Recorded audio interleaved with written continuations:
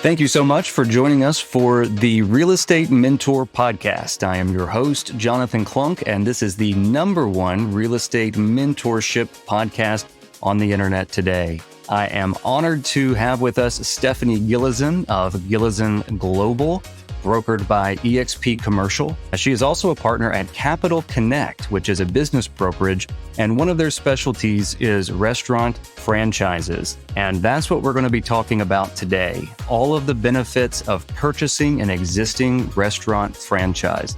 And let me tell you, there are a lot of them. So Stephanie, thank you so much for joining us today. And we are going to kick this off right where everybody, I think, wants to: money.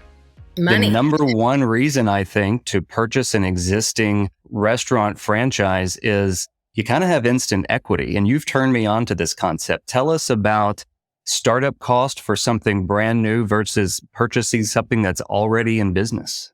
Well, I tell you, Jonathan, and one, thank you for having me on. I think this is an important conversation because over the course of the next 3 years, there's going to be over $3 trillion worth of businesses bought and sold. And a lot of those are in the restaurant space, especially the quick service restaurant space. And the reason why that is there was a lot of baby boomers that got into this and they got into it early. And now they're looking for their exit strategy, right? They want to cash in and go, retire somewhere on the sandy beach and never look back.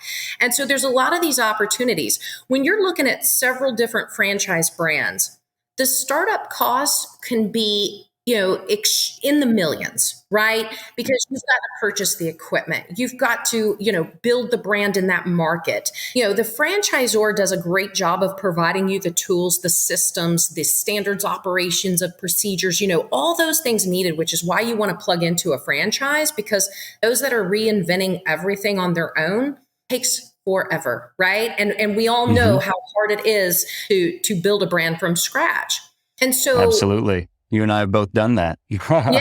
And when you're looking at doing a startup, you got to have a lot of cash up front. And, the banks aren't friendly, so to speak, to something that hasn't been proven, right? So if you're an individual wanting to open, Burgerland, they're going to look at your experience, your background, and they're going to say, okay, show us your business plan as to why we should lend you this money. But if you are that same person looking at purchasing existing Burger Kings, so to speak, that have been in business, they've got the sales, they've got the financials, all the equipment's been purchased, the real estate's in place, everything is there and ready for you to just move right in to that operations role. That's what the banks like because it's safer. It's much, much safer. And so not only can you save money on all the startup costs, but you're pretty much more likely to be able to obtain the capital necessary to build or grow or buy or expand that business. And so that's what's important. That's very important. We've looked at a number of opportunities across, the United States and several other countries where we're representing restaurant brands. And sometimes you get people that are missing, right? They're not operating it to its fullest capacity, or maybe they haven't hired the right general manager. And I'm going to throw this out there, and I don't want to be brand specific, but let's say you've got a McAllister's is a very well-known brand, and you've got 5 of them in a market.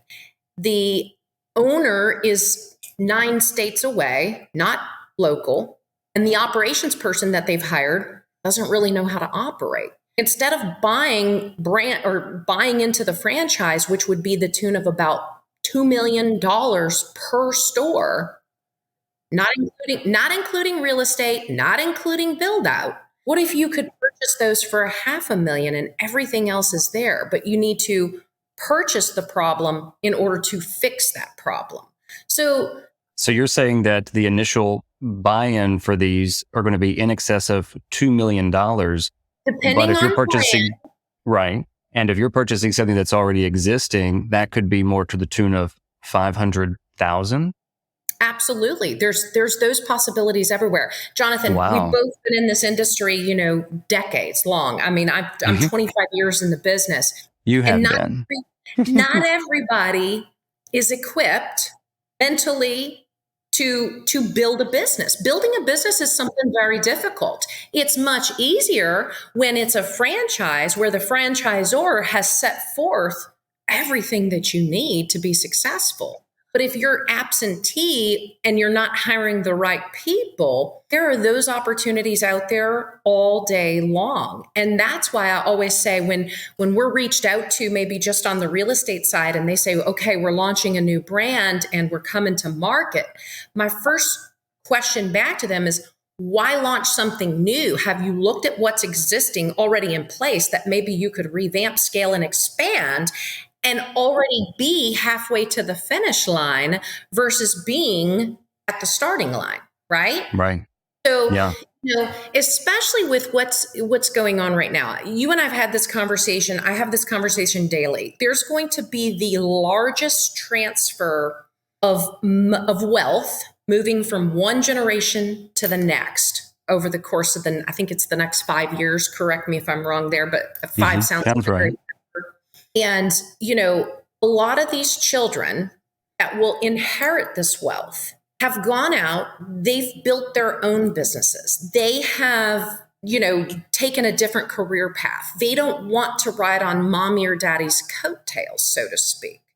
So that's why you're seeing these opportunities come to market in a big way to the tune of $3 trillion worth over the next 3 years. Yeah, there's going to be a lot of opportunity out there. And I think that this is an opportunity that people should strongly consider. You mentioned one thing that was interesting. You said that the owner-operator might be 9 states away. So let's talk about that, because let's say that we're in Louisville, Kentucky right now. If I wanted to buy 4 McAllister's delis down in the Georgia market, are you saying that I don't need to be present to run those operations, that this could be kind of a passive, and not 100% passive, but this could still be considered a passive investment for me? Yeah, and every franchisor has restrictions and requirements as to what the market is going to entail. But the answer to that question is mainly yes. But what needs to be in place is an operator, an employee operator, who may have a small percentage of the equity that is responsible for those day-to-day operations. Got skin in the game. You as the owner don't necessarily have to be present unless that franchisor is requiring that for whatever reason. And those regulations and requirements can change just due to the history of what's been going on with established franchisee, right? And so, for example, and we have clients that we're representing, like I said, all over the United States, and we've got owners that are not operators; they're just strictly owners that may work 5-6 hours a month in the business because they have put in place such great operation managers. They've got great employees. They're given the right incentives. And, their businesses are booming. And when you say, how do you own over 55 restaurants all across the United States and you only spend 5 hours a month in your business? And the 5 hours a month they're spending is looking over the financial reports to make sure that all the money that was deposited into their bank account matches exactly what those same deposits and all those things were. Reconciling. That can be accomplished. It absolutely can be. You're not going to just automatically be able to buy an existing, restaurant and assume that it's all operating to that capacity. So you need to spend some time figuring that out. Or again, have a great operations manager that this is what they live and die for, right? And so, my husband said to me, and I'm so grateful, nothing against Atlanta, because it's a great market. But as you know, Louisville's been my home since I've been born. And he said, if we were in Atlanta, Georgia, we'd be owning X right now. And I'm like, thank God we're not, because I spent some time in the restaurant space as well as he loves it a lot more than I do, but I know that he would get right into that business to flip it and turn it around and then remove himself. But it would have been a great opportunity, a phenomenal opportunity, a major money-making opportunity.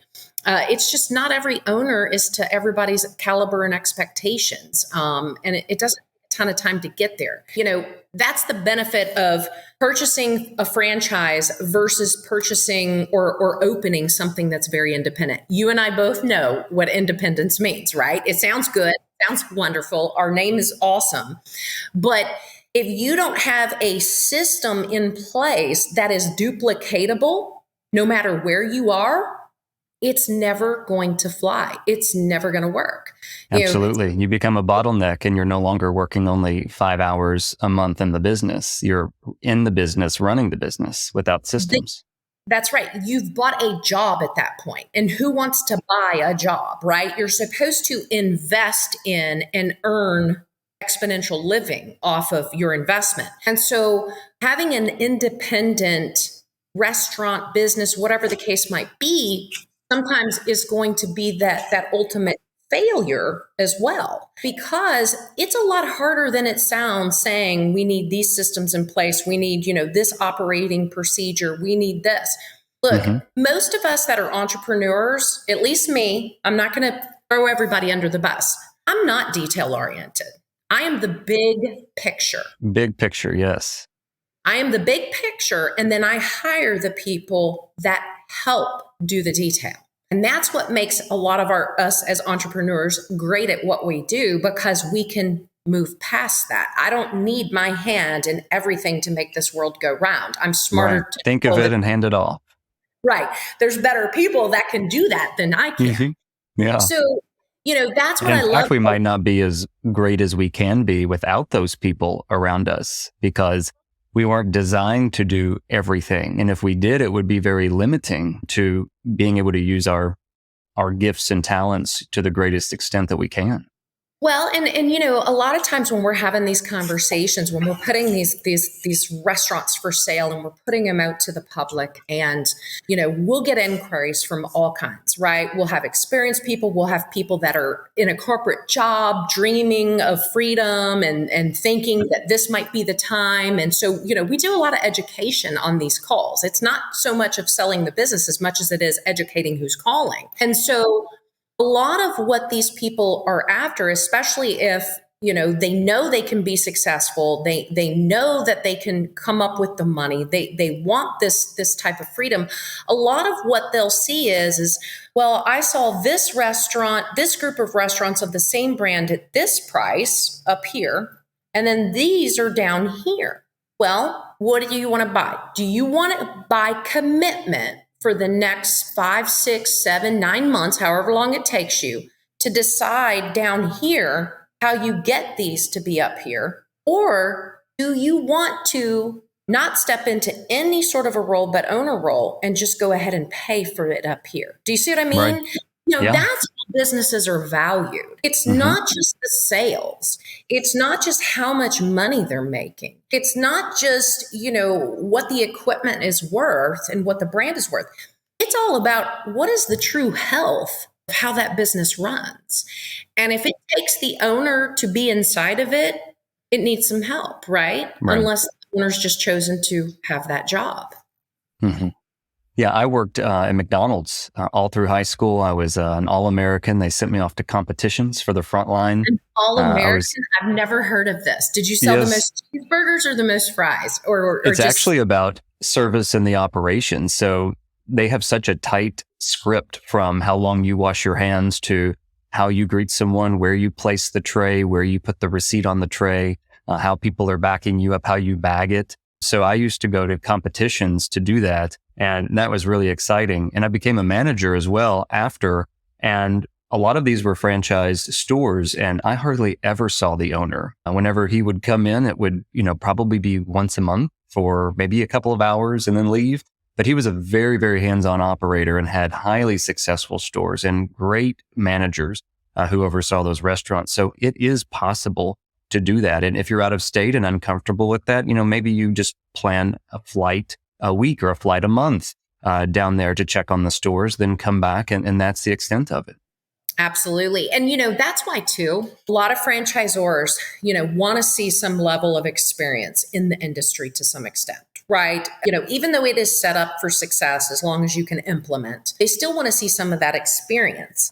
And so that's why we are a proponent and we educate on this. Okay, if you have zero experience in the restaurant industry, like you, Jonathan, you worked at McDonald's, like you know what it's like in the day to day in that brand to excel at it. Okay, but for somebody that's never worked fast food or never worked the deli or never had anything about it, they want to see an operator with some level of experience. And so we are a huge proponent in how you remain out of this business is to take on give someone who is a phenomenal owner operator, not only give them that good salary that they deserve and the bonus structure and everything you can to incentivize them to stick with you, but give them a small piece of ownership, because people treat things different that they've got equity in, right? Absolutely. And so we've seen some of the most successful people that never had any experience in the franchise that they're buying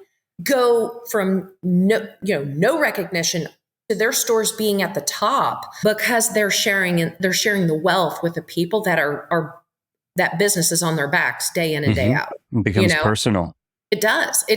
And so, it's a great way to also get into a system. Another thing that comes about is, and we've run into this multiple different times. Once you invest in a brand, let's say you decide to go out and buy 10 Dairy Queens, and then 6 Burger Kings come available, and Dairy Queen, so sure, you can do the Burger Kings. Franchisors don't like that. They don't like cross-branding a lot, unless it's the parent company, part of that same parent company that owns it.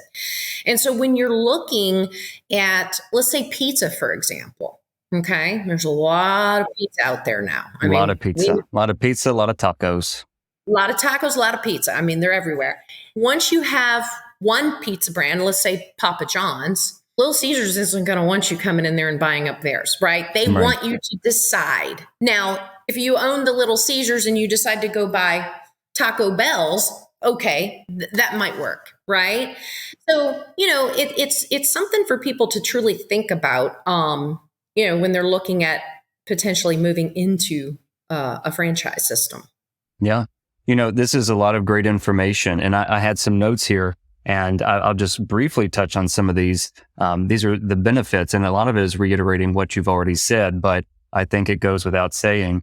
We don't have to dig into each one of these, because I really want to get to kind of financing and tax structure before we run out of time today. But number one, prime real estate. I mean, being in commercial real estate, Stephanie and I have both worked with companies that are looking to be seen, to have a great location, to have prime signage at, signaled lights where people are stopping and reminding them that, hey, we're over here, come and eat. Well, these established businesses who have been there for years already have these prime locations. And if you're just wanting to bring a new product to market, your chances are slim that you're going to be able to get in there. Number one, it's very rare that these properties become available. And number two, a lot of the landlords already have someone in place because they knew that the tenant wasn't going to be renewing their lease. And so they've been looking for a while. And number three, if your brand isn't established, or you as an operator, they're going to opt for somebody who is, if there are multiple people looking at that location. So this is a great way to kind of fly in, grab that already existing prime location, and not even have to put in all of that work, because everything that we just mentioned there as part of those startup costs, that's a lot of your time spent looking, time spent negotiating. All of that work has been done for you. And I cannot stress the value of that to somebody going in to buy an existing business versus create from scratch, even if it is a franchise with a well-known name. Just so many benefits there. Then we talk about... I'd love to add to that, Jonathan, real quick, because, we both know what it's like to represent a brand new brand to market, what their criteria is, and they want to be open in, 6 months. And we're like sitting there going, this might take 6 years for a space like this to be available, right? Right. So true. So that's kind of an immediate setback, right out of the gate, just, a barrier to entry, let's say. On top of that, you have the recognizable brand and the marketing that's already in place. Buying into a brand, they're doing a lot of the work for you. They've actually been doing a lot of the work for you for years. Before you even knew you were buying this brand, they've been establishing themselves as a quality brand. And you reap the benefits from all of that. The streamlined operations, the already loyal customer base, and the proven success. As Stephanie said, if you're buying a business, you're buying it based on what it's doing today. If it's outperforming the market, you'll pay a premium. If it's underperforming the market, you'll get a better deal. And it's just going to take a little bit more, bootstrap labor in the beginning to get it back on track. And then you'll have a well-oiled machine printing money for you, so to speak. But I do want to talk about the financing component of this because, let's talk about how are banks going to look at this? Are these standard commercial loans that they'll offer for this portfolio? And what type of equity do they have since a lot of the properties are being leased and the real estate isn't owned by the franchise owner? Well, obviously you've got SBA that's out there. I mean, that, for a strictly business loan, and they do some, real estate loans with caps, you have that option. It's going to be some higher interest rates. But if you are an established, business person, maybe it's not in this space, but it's in other businesses, or, you have no different than going and getting a real estate loan for your home mortgage, right? They want to see what your assets are. And so there's a number of times where they will do an asset-based loan that doesn't have to be SBA, and they're going to collateralize it with some other things that you have, whether it's your house, whether it's investment properties, maybe it's a line of credit that they're able to run. And so there's a lot of different options in this space. A lot of times you hear more about the SBA component of it because, I'm not going to say it's an easy process. It is a long process, right? It's not quick. It's 60, 90 days, more like it is what it takes. But you should always find out your financing options first. Go speak to your bank, reach out to us. Let us put you with the right people that are used to doing restaurant finance, because not everybody does it. You hear about some banks will do restaurants, some banks won't, some banks will do florists, but it just depends, right? So not every bank is suitable to get that, but you need to investigate that first, because once you find what it is you want to buy, if you're not locked and loaded and prepared to show a seller that you can actually perform, they're not even going to look at your dream. And that's what it is at that point. It's a dream until you can prove that you can perform and purchase it, because they want to talk to serious buyers. That's right. That is exactly right. There's capital groups out there that they don't want to be the owners of the restaurants, but they know that food is not going away. And so they're providing financing to an extent. You need relationships to get to those types of people, but that's exactly what you and I do is make sure that we can connect the right people with the right needs. And so, one of the things that we have found majority of is when a business is operating and making money, the seller's selling it because they do want to retire or something's, drastically happened, but it's a making money type of business. Very easy to get financed if, you've got the typical, your down payment and credit. SBA, people love SBA because it's only a 10% down. It only takes 10% equity to get into that. Some of your others are going to require 20, 25, 35%, depending on the earnings. Okay. Are there owner financing options? There's a ton of owner financing options. We're seeing more owner financing options today than we ever have.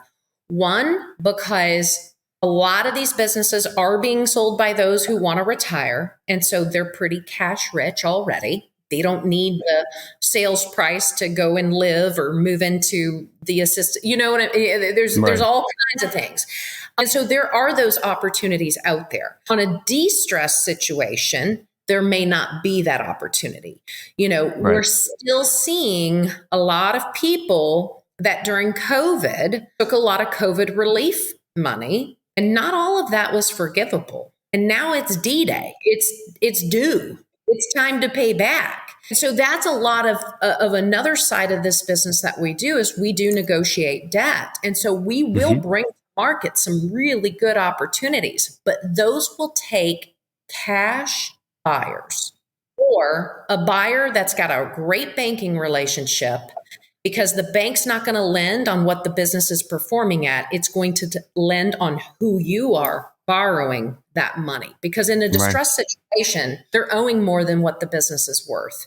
And so it needs fixing in a big way. But again, Absolutely. I'd much rather pick up 6 pizza joints for 300 grand and turn them around than to try to open 6 pizza joints, buy all the equipment, find all the real estate, start from scratch. And now I'm spending closer to $4 million to do all of that. So that's where, we're bringing this to light of there are these opportunities, but we've got to be creative in who you are as a buyer in order to land you those opportunities. And when you're talking about a few million more dollars to open brand new, distress doesn't look so bad. It doesn't. If you're already going to build it, then you can turn it around. And there's sometimes, and I know that this isn't probably anything that we would typically go into, but I'm going to go into it because it happens all the time. We'll have a distress. We will tell the public, distressed franchise system, been around, here's why it's distressed. And we will list exactly why. They'll look at it. They'll know what it takes to open new, because we'll give them that information. We'll tell them why we're selling this for this. And it usually has to do with the debt and what we've been able to get the debt settled for, right? Mm-hmm. And they'll still say, well, this isn't worth buying. So guys, nothing's free. Whoever's listening, none of these opportunities are free. They still do cost something. Right. Like, I'm not here to convince you. I'm here to show you the opportunity. And you still need to be able to see that for yourself. We're not pushy salespeople. We just, connect the right buyers with the right sellers. Right. And when you ask, well, how many pizzas will I sell next year? Well, that depends on you and your operations team. Mm-hmm. There you go. Another option is the self-directed IRAs. And I'm going to be doing a podcast episode on that soon. So if you're interested in all of the potential for self-directed IRAs to be able to purchase things other than just traditional stocks, bonds, mutual funds, franchise investment. Now, remember, you can't touch that money until you're retired in 65. So if you already have cash flow coming in, if you already have a good income and you just want to 10x your retirement, you can absolutely use self-directed IRA funds for these purchases. And all that revenue that you receive is then received tax-free, and you don't pay tax on that until you pull it out. And it continues to build tax-free as well. They can be a little bit complicated, but we have people that can help you do that too. And speaking of people that can help you do that, let's for just a second talk about tax structuring, because this is something that I'm going to talk about in as many episodes as possible, because I am seeing firsthand the benefits of what proper tax structuring can do for almost every single business and every single property owner who owns real estate besides their primary residence. What is your experience with tax structuring and how it can have an immediate impact to the bottom line on some of these businesses? Because this might be the difference, but in making distressed look better to one of those people who say, I don't know, this is overpriced. It's like, well, let me show you this. Absolutely. And, look, there's a lot of phenomenal CPAs out there, and a lot of us, including me, I'm guilty of this, where I had one of the most expensive CPA firms and thought that how they structured me was the right way to do it, because I'm paying so much money. Surely to goodness, they're right, correct? Mm-hmm. And so when I had my own portfolio looked at and my own self being looked at and realized, I thought, wait a minute here. I need to start taking these businesses that we're listing and representing and having James assess and look at these, because this makes all the difference in the world as to what a business is worth. And if the taxes are wrong, or if they're applying, expenses in the wrong category and it's really not working for them, it's working against them, maybe we've got this whole valuation wrong. And so not only on the seller side have we submitted financials with the seller and had him look at the last 5, 10, 15 years of how the taxes were being done. And he pointed out very clearly that the businesses were worth more, because the taxes were being done completely wrong. But also, he's been able to show buyers that come to us on like some of these distressed situations or some of these situations where, it's going to need a new operator. It's going to need someone to come in and do a bit of revamping to maximize its earnings. He has shown us where the tax savings that he's able to apply not only puts more money in their pocket, but it also makes those high interest rates not so high any longer. And that's the effective interest rate comes down. The effective interest rate goes down. And he's able to show them very clearly over the next 5 years how the growth potential is going to be there. And you're not going to have to rely on how many cheeseburgers or sandwiches you sell. It's all boiling down to the structure of these businesses. And so why I am so wowed by this is we had a group of over 50 restaurants, people making a fortune. These businesses are worth a fortune. No real estate, just sandwich shops. And of course, they're making this kind of money. Of course, their taxes are correct. James was able to find an additional $3 million in earnings because the taxes were wrong. Think about that. So the business went up, the value went up of the business. And so what helped us in this scenario is that not only did their value go up, but we were able to show the buyers even the bigger potential, the upside. And absolutely. And we're talking about net income there because this is after tax, since we're talking about taxes. That's exactly right. And so it's so important that, and this is why we've worked so hard, for over 2 decades to build the right team structure. It's not about, okay, well, here's a shiny restaurant opportunity for somebody to buy. I mean, we're combing through the valuation. We're combing through, we're sending it off to our tax professionals so that we know that if they have mistakes that we can coach that buyer to not have those same mistakes. But that's really what we're about is maximizing all ends of the business transaction, whether we're on the seller side or the buyer side. Absolutely. And I tell you, this has been a fascinating conversation. As with every podcast episode I do and bring on a guest, I've learned a ton today that I'm going to go out and immediately apply to my business and working with all of my clients. Stephanie is the reason that I am at eXp. She's responsible for my recruitment, and I'm very thankful for that. And thank you so much for being on the show today. We're going to give contact information for you in the bio. So if you'd like to reach out to Stephanie to learn about these opportunities, please feel free to do so.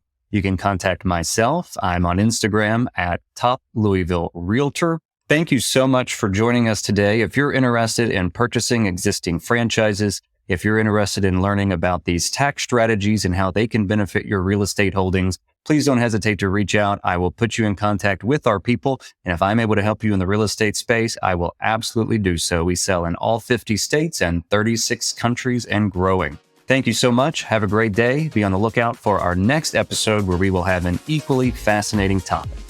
Thank you.